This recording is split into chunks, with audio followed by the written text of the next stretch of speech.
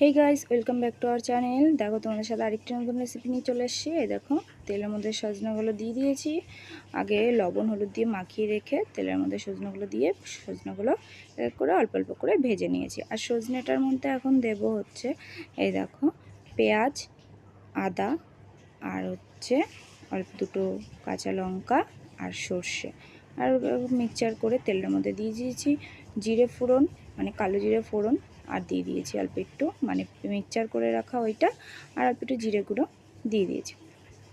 লবণ হলুদ দিয়ে অল্প একটু জল দিয়ে দুটো কাঁচা লঙ্কা চিড়ে দিয়ে দিয়েছি। আর এখন ওইটা কষিয়ে সজনেটা দিয়ে দেবো। আর এটা কিছুক্ষণ নাড়াচাড়া করে আমার এটা রেডি। যদি ভিডিওটা ভালো লাগে তো লাইক কমেন্ট শেয়ার এবং সাবস্ক্রাইব করে দিও আমার চ্যানেলটা। তো আজকের মতন টাটা।